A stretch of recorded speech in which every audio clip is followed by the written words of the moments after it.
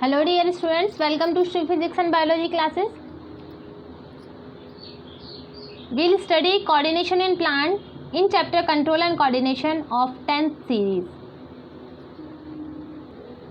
See, in coordination in plant, firstly we will study about or we will see the immediate response to stimulus. मतलब अगर उसको कोई problem है या उसको रेस्पॉन्स देना है किसी भी चीज़ के लिए तो वो मूव करके भाग कर तो जाएगा नहीं। जैसे कि हम किसी बच्चे को ज़रा सा छेड़ दें या हम किसी भी चीज़ को किसी कीड़े को थोड़ा सा भी टच कर दें तो वो भाग कर निकल जाता है अपना।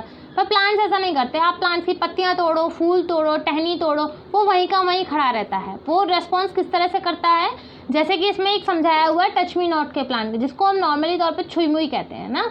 छुई मुई का जो पौधा होता है, जब हम उसको देखते हैं या हम उसको टच करते हैं तो वो फटाफट से अपनी जो लीव्स होती हैं उनको बंद कर लेता है, जस्ट लाइक दिस। कि हमें ऐसा लगता है कि अभी वो प्लांट खिला हुआ है, जब हमने उसको टच किया तो वो अपनी लीव्स को इस तरह से बंद कर लेता है। तो ये प्रोसेस कौन शो करता है? Touch me not.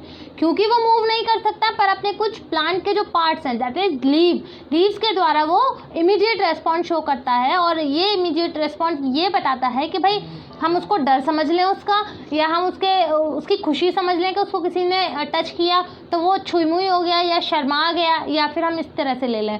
बहुत सारी कविताएं भी हैं, बहुत सारे वाक्य भी हैं इस चीज़ पे बने हुए, बट साइंटिफिक तौर इसका कुछ और है। साइंटिफिक में इसमें रूट प्रेशर और वाटर प्रेशर के हिसाब से इसमें लगाया जाता है। ऑस्मोटिक प्रेशर जो है वो वर्क करता है। मैं एक्सप्लेन करूँगी इसको लेटर। तो हम बात कर रहे हैं कि इसमें कोई ऐसा ग्रोथ या ऐसा कोई सिस्टम या ऐसा कोई पार्ट नहीं है जो फटाफट से मूव करके दिखाए, बट कैसे रेस्पॉन्स कर दिया उसने, एक्चुअली अपनी लीव्स को मॉडिफाई कर दिया, लीव्स को शर्मा के दिखा दिया। यहाँ पर कोई नर्व्स टिश्यूज़ नहीं होते, जैसे कि अभी हमने एनिमल्स में पढ़ा था कि भाई वहाँ पर ब्रेन है, फोर ब्रेन है, हाइंड ब्रेन है, वो अलग अलग सोच रहे हैं, अलग अलग अपना वर्क कर रहे हैं। पर प्लांट्स में ऐसा नहीं है। प्लांट्स में कोई भी नर्व्स टिश्यूज़ नहीं पाए जाते। इसमें नर्वस सिस्टम नहीं होता, नर्वस सिस्टम नहीं पाता, ना इसके अंदर कोई मसल्स टिश्यूज़ पाए जाते। अब मसल्स टिश्यू होते तो फटाफट भाग ही जाता, वो क्यों अपनी लीव्स को करके शर्माता। तो मसल्स टिश्यूज़ भी नहीं पाए जाते। तो भाई हम प्लांट जो होता है वो टच को कैसे डिटेक्ट करता है, लीव्स जो है वो कैसे मूव करती हैं।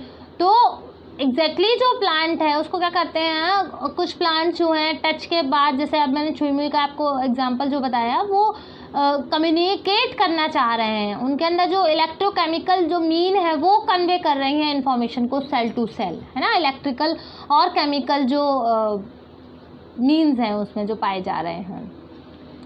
अगेन इन एनिमल्स अगर हम बात करते हैं, कुछ सेल्स होती हैं जो कि अपनी शेप के अकॉर्डिंग मूवमेंट शो करती हैं, है ना। Instead of specialised protein found in animal muscle cells, जैसे कि प्लांट में मसल सेल्स नहीं पाई जाती पर एनिमल्स में मसल सेल्स पाई जाती हैं। प्लांट्स जो हैं अपनी शेप चेंज करते हैं, अमाउंट ऑफ वाटर है उनमें। भाई प्लांट है, अभी छोटा सा नन्हा सा पौधा है, फिर वो ग्रो करेगा और छोटा बड़ा पौधा बन जाएगा, फिर वो प्लांट बन जाएगा। तो यहाँ पर क्या है, जो प्लांट है वो अपना जो वाटर है वो अपना रोल अदा कर रहे हैं। वाटर रिजल्ट कर रहा है स्वेलिंग, वाटर रिजल्ट कर रहा है श्रिंकिंग। तो ये इसकी शेप को चेंज करने के लिए काम आ रहा है। जैसे कि हम बात कर रहे हैं अगर जैसे लीव की, तो लीव में अगर पानी नहीं होगा तो वो लीव श्रिंक कर जाएगी, या हम उसको कहते हैं विदर कर जाएगी और ड्राई हो जाएगी और गिर जाएगी। तो ये शेप चेंज हो गई ना एक प्लांट की। एक प्लांट पे 4 पत्ते, एक पौधे पे 4 ही पत्ते रहे। एक पौधा जो एक पत्ती थी वो कैसे विदर ऑफ हो गया, मतलब उसमें पानी की कमी हो गई और वो सूख झड़ गया। तो प्लांट की शेप कैसी हो गई, ओनली अब 3 लीव्स की उसकी रह गई, कि उसके अंदर अब कितनी है, 3 ही लीव्स पाई जा रही हैं।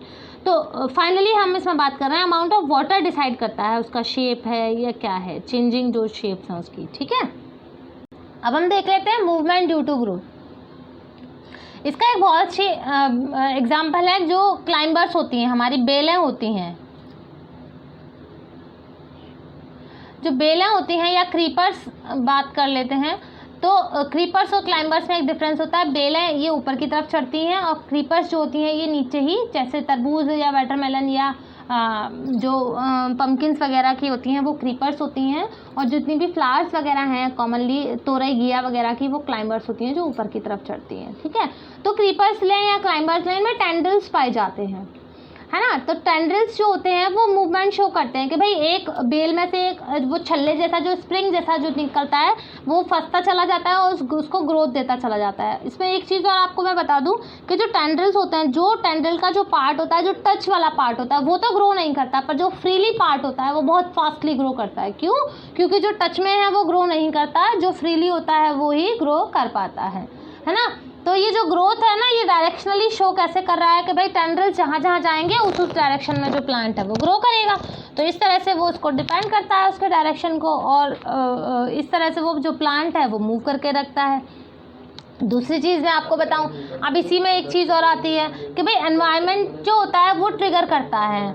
environment triggers such as the light, gravity will change the direction that plant part grow in. These direction or tropic movements can be either towards the stimulus or away from it. मतलब क्या है कि भाई जो environment trigger कर रहा है, क्या ट्रिगर कर रहा है भाई? लाइट है ना, प्रेशर है और ग्रेविटी है, ये सारी जो चीज़ें हैं क्या हैं, ये ग्रो उसके डायरेक्शन को ग्रो कर रही हैं या उसके मूवमेंट को शो कर रही हैं, है ना। जैसे अब मैं आपको एक चीज़ इसमें दिखाती हूँ, जैसे कि एक पॉट है, ये गमला है,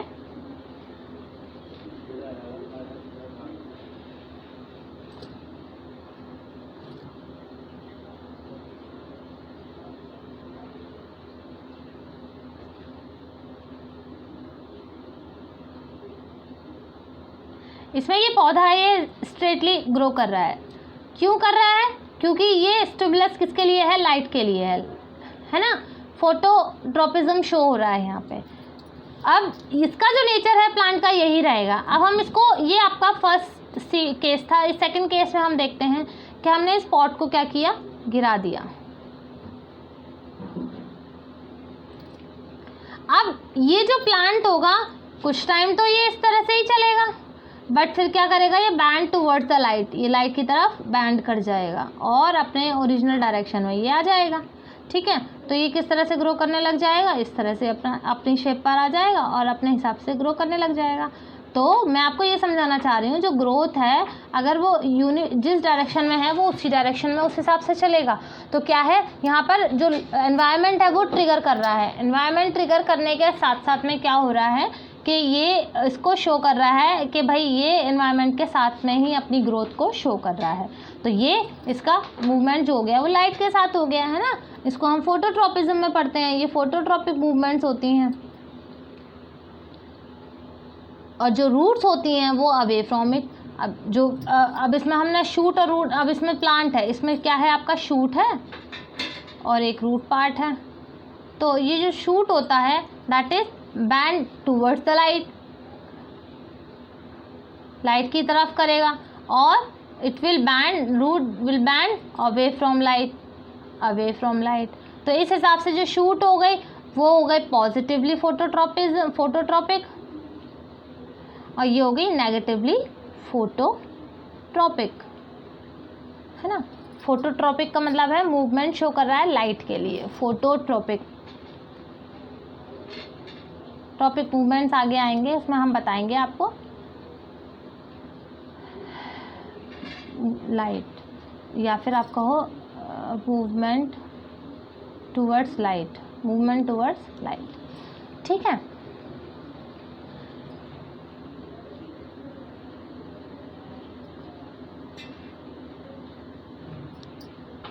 ये हो गया फोटोट्रोपिज्म। फोटोट्रोपिज्म मतलब मैंने आपको बताया मूवमेंट टुवर्ड्स द लाइट। अब सेकंड हम पढ़ लेते हैं जियोट्रोपिज्म।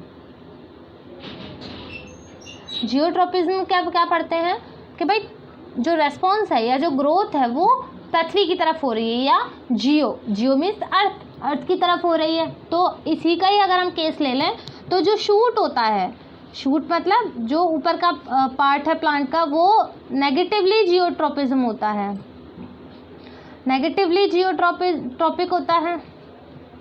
और जो रूट होता है वो पॉजिटिवली होता है क्योंकि वो पृथ्वी के अंदर जाता है।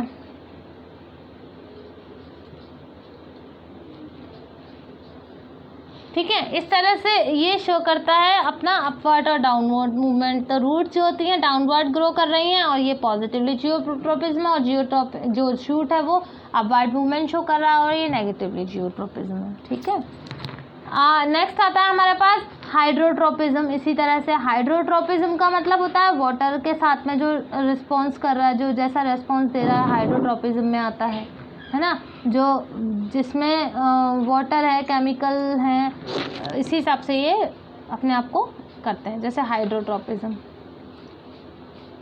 जो पानी के लिए शो करे, हाइड्रोट्रोपिज्म। वैसे ही हमारे पास आता है कीमोट्रोपिज्म।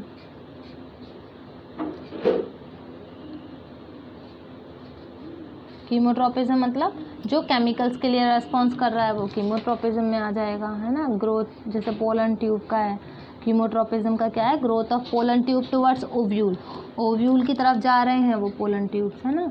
और ये कुछ एग्जाम्पल थे मैंने आपको जो बताए, मतलब एग्जाम्पल नहीं कह सकते हम इनको, बट ये थी कुछ टाइप ऑफ स्टिमुलस थे, मूवमेंट से जो प्लांट जो मूव करता है ना, या प्लांट जो है वो शो करता है। इसी के साथ में जो इलेक्ट्रिकल इम्पल्स जो होते हैं वो इनमें एक्सीलेंट मीन्स होते हैं कम्युनिकेशन का।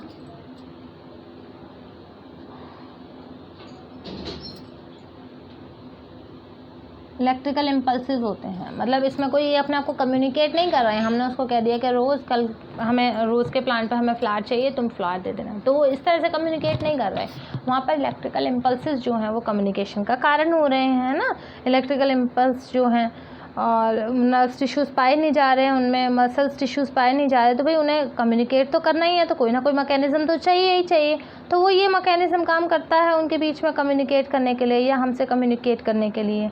और instead of generating electrical impulse stimulated cell release a chemical compound, वहाँ पर क्या है, केमिकल कंपाउंड को रिलीज़ करते हैं और ये क्या करते हैं, डिफ्यूज़ कर देते हैं अपने आसपास, जिससे कि क्या होता है कि डिटेक्ट कर लिया जाता है वो कुछ स्पेशल मॉलिक्यूल्स के द्वारा, और उसको रिकॉग्नाइज़ कर लेते हैं कि भाई कैसी इन्फॉर्मेशन भेजी गई है। जैसे मैं आपको, ये तो हम प्लांट्स की बात कर रहे हैं, पर मैं आपको ये जो चीज़ समझाना चाह रही हूँ ना, ये चीज़ मैं आपको एक जो आंट्स होती हैं उनके एग्जांपल से मैं आपको इसको समझाती हूँ। जैसे कि आपने कभी चींटियों को देखा होगा, चींटियाँ क्या करती हैं कि एक लाइन में चलना शुरू कर देती हैं, या चींटे जो होते हैं वो क्या होते हैं, आपने देखा होगा मोस्टली कॉमन एक ही लाइन में चलते हैं। क्यों चलते हैं आपने देखा है, या आप किसी उनमें से एक को छेड़ दो तो वो थोड़ा सा डिट्रैक्ट हो जाते हैं, बट फिर भी एक ही लाइन को अपने को पकड़ लेते हैं और चलना शुरू कर देते हैं।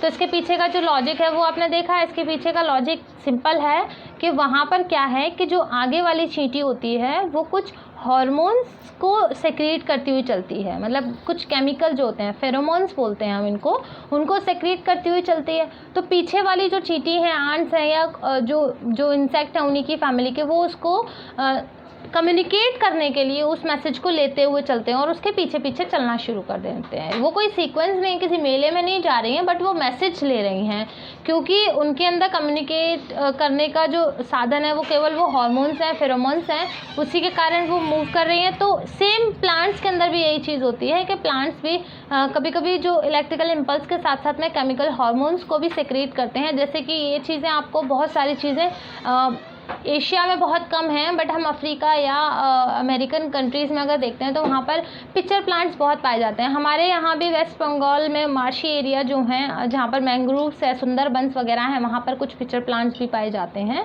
तो पिक्चर प्लांट्स जो होते हैं वहाँ पर बहुत ज़्यादा उनमें हार्मोन्स और जो हार्मोन्स हैं, फेरोमोन्स हैं, वो पाए जाते हैं, ताकि क्या कर रहे हैं वो जो पिक्चर प्लांट्स हैं इस तरह से होते हैं और अपने अंदर एक स्टिकी मटीरियल को सिक्रीट करते हैं। तो बटरफ्लाइज हैं या कीड़े हैं, वो क्या करते हैं, आकर यहाँ पर स्टिक होना शुरू कर देते हैं। वो ये सोचते हैं कि प्लांट के अंदर से कोई कुछ चीज़ ऐसी है जो उनके काम की है, या हो सकता है जो हनी है या नेक्टर है वो सिक्रीट हो रहा है।